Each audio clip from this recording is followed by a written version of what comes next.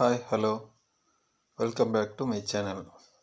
இன்றைக்கி நம்ம என்ன பார்க்க போகிறோன்னா ஃப்ராக் நைட்டி எப்படி தைக்கிறதுன்னு சொல்லிட்டு தான். முதல்ல சைடு ரோப்புக்கான பேனலை வெட்டி வச்சுருக்கிறோம். அதை சைடு தையல் போட்டு திருப்பிக்கலாம். ஒரு சைடு க்ளோஸ் பண்ணி குதிரைட சைடில் தையல் போட்டு வந்தோன்னா அதுக்கப்புறம் திருப்பிக்கலாம். அதை சைடு ரோப்புக்காக நம்ம அது போல் ரெண்டு சைடும் 2 ரோப் திருப்பிக்கலாம். கட்டிங் வெட்டும்போது நமக்கு சைடில் வர பிட்லேருந்து இதை எடுத்துக்கலாம். ஒரு 3/4 இன்ச்சு அகலத்துக்கு 38 இன்ச்சு நீளத்துக்கு ஒரு ரோப் அடித்து திருப்பிக்கலாம் 2 சைடுக்கும். எடுத்துட்டு சென்டரை வச்சு கீறிட்டு எடுத்து வச்சுக்கலாம். அப்போ நம்ம 2 ரோப்பையும் அடுத்ததாக நம்ம இது கான்ட்ராஸ்ட் நைட்டி பண்ணியிருக்கிறோம், மிக்ஸ் அண்ட் மேட்சாக. அதனால் ஸ்லீவு ஃப்ரில்லும் ஒரு கலர் வரும், கழுத்தில் வர ஃப்ரில்லும் பாடி வேறு கலரில் வரும். இப்போ நம்ம ஃப்ரில் எடுத்து ஜாயின் பண்ணிக்கலாம். ஃப்ரில் 4 பிட் வரும். கட்டிங் எப்படி வெட்டுறதுன்னு சொல்லிட்டு தனியாக ஒரு வீடியோ போடுறேன், சேனலில் இருக்கும். அந்த வீடியோவில் போய் பார்த்துக்கலாம். கட்டிங்கான மெஷர்மெண்ட் என்ன, எவ்வளோ ஃபேப்ரிக் தேவை என்னன்றதை. இதில் 4 பிட் இருக்கும். அந்த 4 பிட்டையும் 1+1 ஜாயின் பண்ணிக்கிறோம்.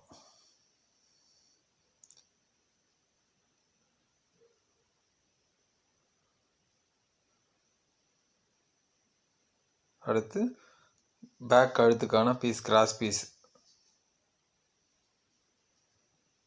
1 இன்ச் அகலத்துக்கு நம்ம வெட்டினதை பேக் கழுத்து பீஸ்க்காக எடுத்துக்கலாம். கட்டிங் வெட்டினதில் ஃப்ரண்ட் சைடு பெருசாகவும் பேக் சைடு சின்னதாக இருக்கும். இப்போ நம்ம பேக் சைடில் எடுத்து வைக்கணும். பிட் 2 பிட் வெட்டினதால் பத்தலை, இன்னொரு பிட்டு சேர்த்துக்கலாம். நெக்கு கொஞ்சம் லோவாக இருக்கிறதால லென்த் பெருசாக தேவைப்படும். போட்டு பேக் கழுத்தில் நம்ம அந்த கிராஸ் பீஸை வச்சு அட்டாச் பண்ணிக்கலாம்.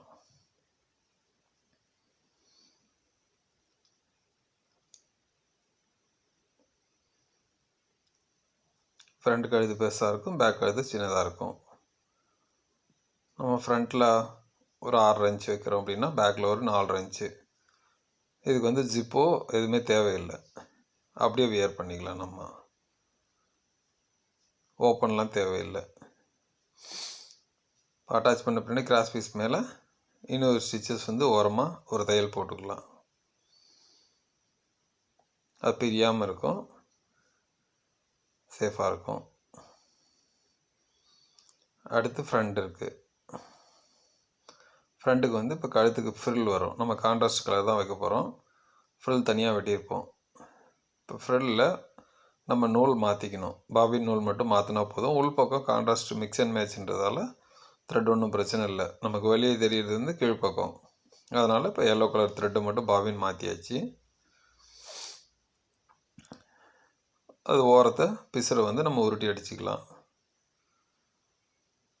ராஜேஷ் ஃபோல்ட் பண்ணி அடிச்சிடலாம்.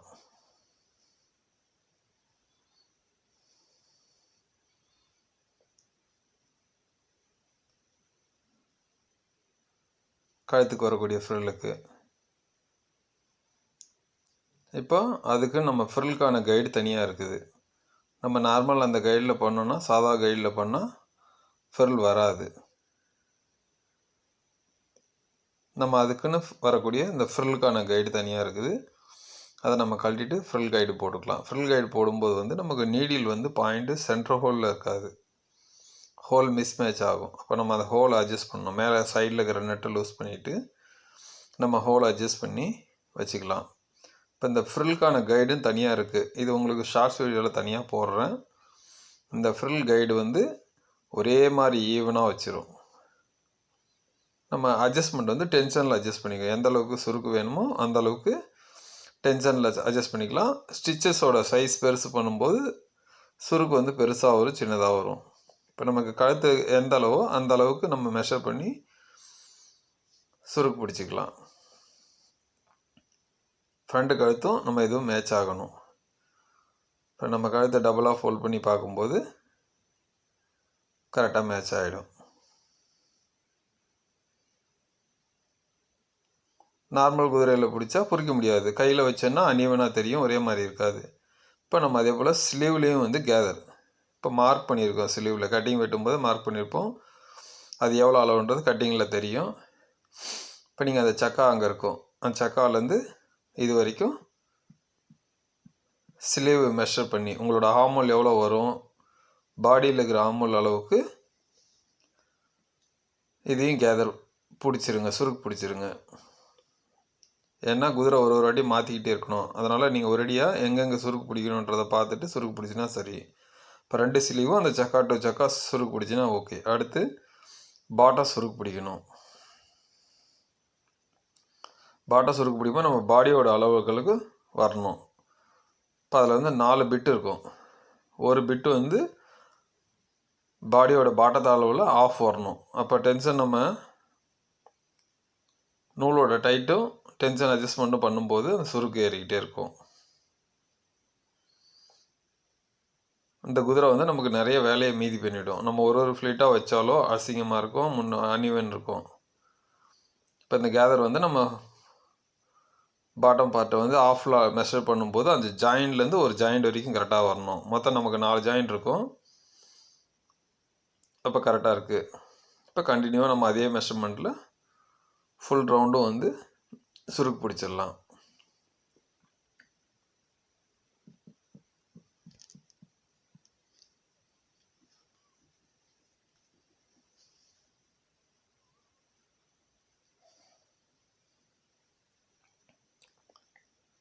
ஃபுல் ரவுண்டு சுருக்கு பிடிச்சிட்டு நம்ம பாட்டம் மெஷர்மெண்ட்டு பார்த்தோன்னா சரியாக வருதா, ஓகே ஈக்குவலாக இருக்குது அப்படின்னா ஓகே.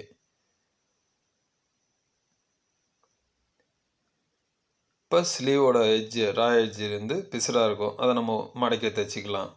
ஸ்லீவ் ஃப்ரில் வர்றதால நம்ம அதில் எலாஸ்டிக் வைக்க போகிறோம். அதனால் அந்த எட்ஜை மட்டும் சின்னதாக மடக்கி அடிச்சிக்கலாம். ஒரு 1/2 cm அளவுக்கு 2 ஸ்லீவுமே மடக்கி அடிச்சிக்கலாம்.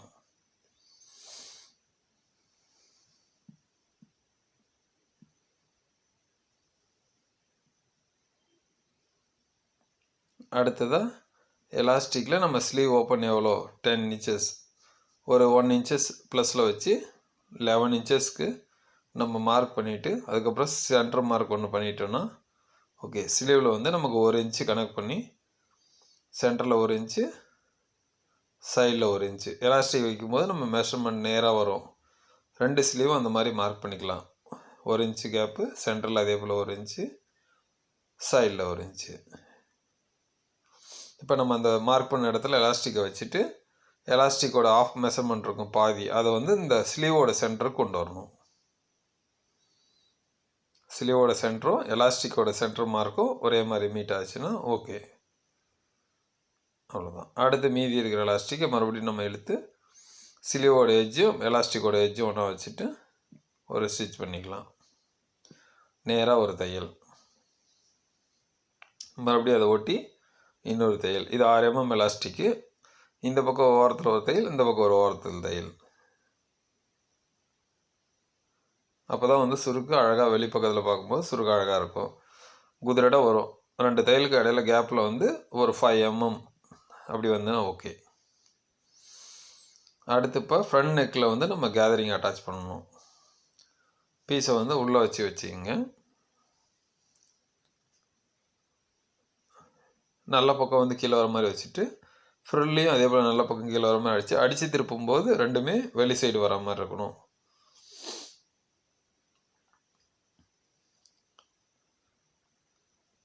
கழுத்தில் வந்து அந்த ஃப்ரில் அட்டாச் பண்ணிடணும்.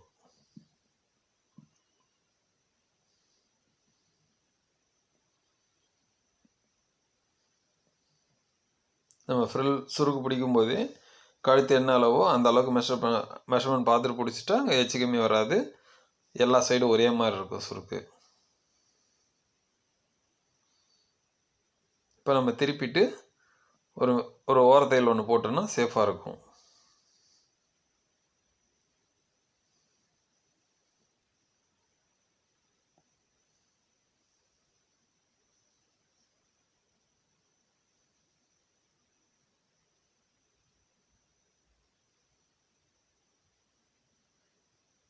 குதிரடை நம்ம ஃப்ரில்ல உள்ளேருந்து அடித்தோம், வெளியே திருப்பிட்டு குதிரடை தையல் போட்டு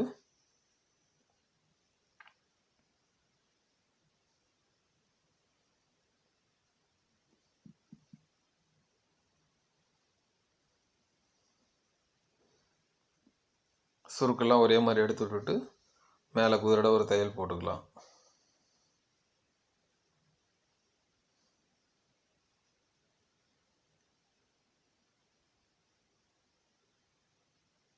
ஷோல்டரில் நம்ம அதே போல் ஒரு குறுக்க தையல் போட்டுக்கலாம். இப்போ அது மேலே தூக்காமல் இருக்கிறதுக்காக சென்டரில் சின்னதாக ஒரு பீக் அடிச்சிக்கலாம், சின்ன டாட். அதே போல் சைடில் அந்த கேதரிங் மடிகிற இடத்துல அடிச்சிட்டா வெளியே தெரியாது, கழுத்து பக்கம் வந்து மேலே தூக்கிட்டு வராமல் இருக்கும். ஃப்ரண்ட்டில் சென்டர்லேயும் 2 சைட்லேயும் லேஸாக டேக் பண்ணிக்கலாம். அடுத்து பேக் தட்டில் நம்ம நெக்கு வந்து நெக்கிட்ட மட்டும் அந்த கிராஸ் பீஸ் வச்ச அளவுக்கு வெளியில் விட்டுட்டு திரும்ப மடக்கி இன்வெர்ட் பண்ணிக்கலாம் ஷோல்டரை. அங்கேயும் அந்த கிராஸ் பீஸை ரிவர்ஸ் மடக்கிட்டு இன்வெர்ட் பண்ணிக்கலாம்.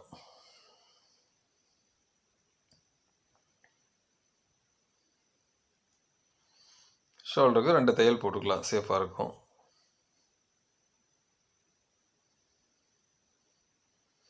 எல்லாமே 2 தையல் போட்டோம் அப்படின்னா செக்யூராக இருக்கும்.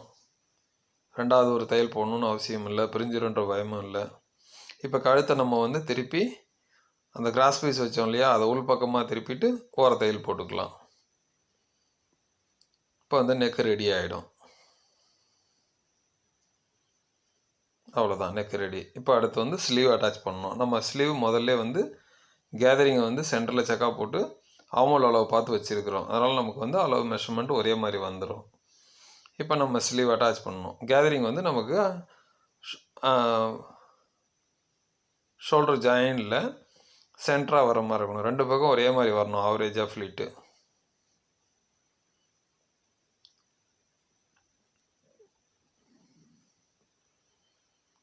நம்ம ஸ்லீவ் அட்டாச் பண்ணிட்டோன்னா முதல்ல சுருக்கு பிடிக்கும் போதே கரெக்ட் பண்ணி பிடிச்சிட்டோம்னா நமக்கு வந்து அளவு எச்சு கம்மி வராது. இல்லை அப்படின்னா 2வது அளவுனா எச்சு கம்மி வரும். ஸ்லீவும் நீங்கள் 2 தையல் போட்டால் செக்யூராக இருக்கும்.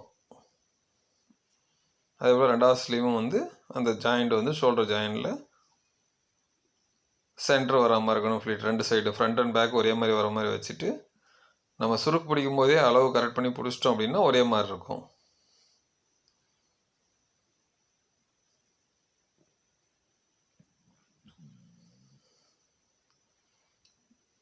இப்போ நம்ம ரெடி பண்ணி வச்சுக்கிற அந்த ரோப்புக்கு வந்து சைடில் மெஷர்மெண்ட் வச்சு மார்க் பண்ணிக்கலாம். ஹிப் மெஷர்மெண்ட் நமக்கு ஒரு 15 இன்ச்சு அப்படின்னா அந்த 15 இன்ச்சுக்கு நேராக மார்க் பண்ணிவிட்டு சைடு ஸ்டிச் பண்ணும்போதே அந்த சைடு ரோப்பு வந்து உள்ளே வச்சுக்கலாம். இப்போ ஸ்லீவ் ஓப்பன் நமக்கு எவ்வளோ வேணும், எலாஸ்டிக் அப்படின்றதால 10 இன்ச்சஸ் வச்சு சைடு தையல் போட்டுக்கலாம். ஜாயிண்ட்டை மேல் பக்கமாக தூக்கி விட்டோன்னா ஆமோல் ஜாயிண்ட்டை ஸ்லீவ் சைடில் விட்டுடலாம். இப்போ நம்ம அந்த மார்க் பண்ண இடத்துல வந்து ரோப்பை வச்சுட்டு ரோப்பில் ஒரு பக்கம் பிசுராக இருக்கும், ஒரு பக்கம் அடித்து திருப்பியிருப்போம். அந்த பிசுராக இருக்க பக்கத்தை வச்சுட்டு நம்ம கட்டிங் பண்ணும்போது மார்க் பண்ண அளவு ஷேப் கரெக்டாக வச்சுட்டு சைடு அட்டாச் பண்ணிக்கலாம், ஒரு தையல் போட்டுக்கலாம்.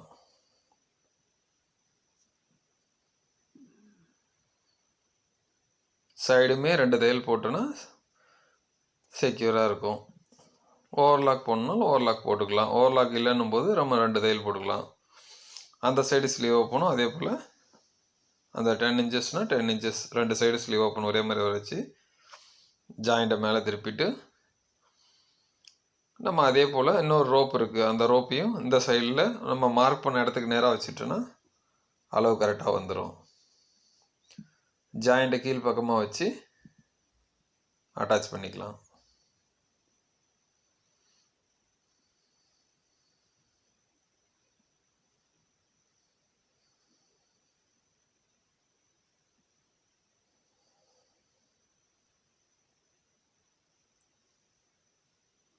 ரோப் வந்து நமக்கு ஒரு 3/4 இன்ச்சு டு 1 இன்ச்சு அகலமும் நீளம் ஒரு 38 இன்ச்சு இருந்தால் போதும்.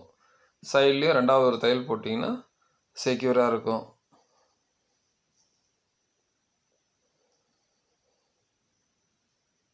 இப்போ அடுத்து நம்ம ஃப்ரில் சுருக்கு பிடிச்சிருக்கிறோம், அந்த ஃப்ரில்லை வந்து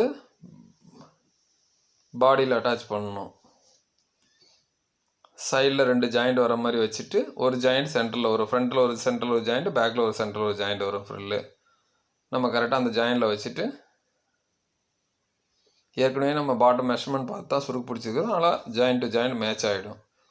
சென்டரில் ஒரு ஜாயிண்ட்டு, சைடில் ஒரு ஜாயிண்ட் வச்சோன்னா ஃப்ரண்ட்டில் அதே போல் ஆகிடும். 4 ஜாயிண்ட்டு 4 சைடு கரெக்டாக வந்துடும். ஃப்ரண்ட்டில் ஒரு ஜாயிண்ட்டு, பேக்கில் ஒரு ஜாயிண்ட்டு, சைடில் 2 ஜாயிண்ட்டு.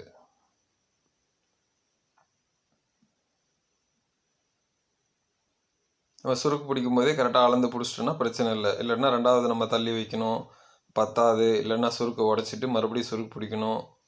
அதெல்லாம் வேணாம்னா முதல்ல நம்ம பாட்டத்தோட மெஷர்மெண்ட் அளவு எடுத்துகிட்டு அதுக்கு தகுந்த மாதிரி நம்ம டென்ஷன் அட்ஜஸ்ட் பண்ணியும் தையலோட சைஸ் வந்து சின்னது பெருசு பண்ணியும் நம்ம சுருக்கு அட்ஜஸ்ட்மெண்ட்டை மாற்றிக்கலாம். இதுக்குன்னு தான் அந்த குதிரை இருக்குது. கேதரிங்க்குன்னு இருக்கிற குதிரை சுருக்கு குதிரை. நார்மல் குதிரை போட்டோன்னா நம்மளை சுருக்கு பிடிக்க முடியாது. இந்த குதிரை வந்து சுருக்கு ஆவரேஜாக இருக்கும், பார்க்கறதுக்கு அழகாக இருக்கும்.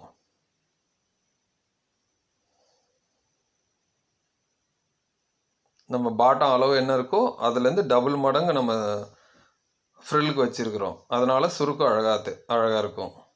பாட்டத்தோட மெஷர்மெண்ட் என்ன வருதோ அது மாதிரி 2 மடங்கு அகலம் வைக்கணும்.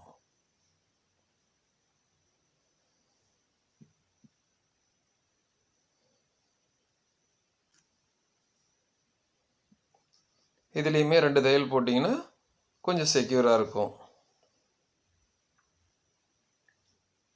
தையல் உடையாமல் இருக்கும். அடுத்து பாட்டம் உருட்டி அடிக்கணும். 3 mm தான் அடிக்கணும். 3 mmனா கையில் நீங்கள் பொறுமையாக அடிக்கிறதுக்கு. இப்போ முதல்ல பாபினை மாற்றிக்கிங்க. வெளிப்பக்கம் வந்து எல்லோ கலர் நூல், மிக்ஸ் அண்ட் மேட்ச் நம்ம தைக்கிறதால எல்லோ கலர் நூல் வெளிப்பக்கம் தெரியும். அதனால் பாபின் மாற்றியாச்சு. இப்போ நம்ம இந்த குதிரையில் வச்சு கையில் சுருட்டி அடித்தோன்னா சிரமம். அதனால் நம்ம அந்த குதிரையை மாற்றிக்கலாம். பாட்டம் அடிக்கிறதுக்குன்னு ஹெம் கைடுன்னு ஒன்று இருக்குது, டவர் குதிரை. அந்த டவர் அடிக்கிறதுக்கும் வர குதிரையை நம்ம மாட்டிட்டோம் அப்படின்னா ஃபேப்ரிக்கை உள்ளே விட்டால் போதும். இதை நம்ம சேரீ ஓரடிக்க கூட பயன்படுத்தலாம். அந்த குதிரையை அதிகமாக சேரீ ஓரடிக்க பயன்படுத்துவாங்க. நம்ம இதை உருட்டி அடிக்கிறது ஒரே மாதிரி வரும். நம்ம கொஞ்சம் கொஞ்சமாக உருட்டி அடிக்க லேட் ஆகிடும். நம்ம இதில் போகும்போது ஃபேப்ரிக்கை உள்ளே விட்டுவிட்டு கையில் கரெக்டான லெவலில் பிடிச்சிக்கிட்டாலே போதும். நமக்கு அந்த அளவு மாறாமல் ஃபாஸ்ட்டாக இருக்கும். இல்லாட்டினா அவ்வளோ பெரிய டவர் நம்ம அடிக்கிறதுக்கு வந்து கொஞ்சம் லேட் ஆகும்.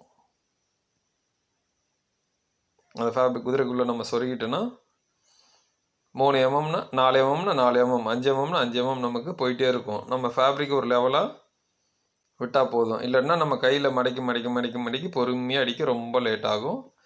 ஃபினிஷிங் ஒரே மாதிரி வராது. இதில் வந்து உங்களுக்கு 4 mmனா 4 mm லாஸ்ட் வரைக்கும் கரெக்டாக இருக்கும்.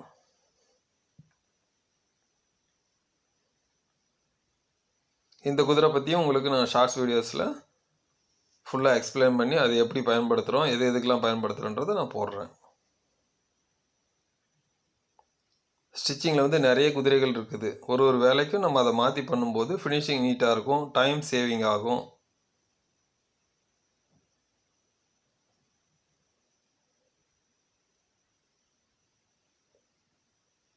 தனியாக நான் ஷார்ட்ஸில் வந்து உங்களுக்கு எந்த மாதிரி குதிரைலாம் இருக்குது, கார்மெண்ட்ஸ் ஃபேக்ட்ரியில் எப்படி யூஸ் பண்ணுறாங்க, எக்ஸ்போர்ட் கம்பெனிஸ்லாம் வந்து எல்லா குதிரையுமே யூஸ் பண்ணுறாங்க, அதை நான் உங்களுக்கு போடுறேன்.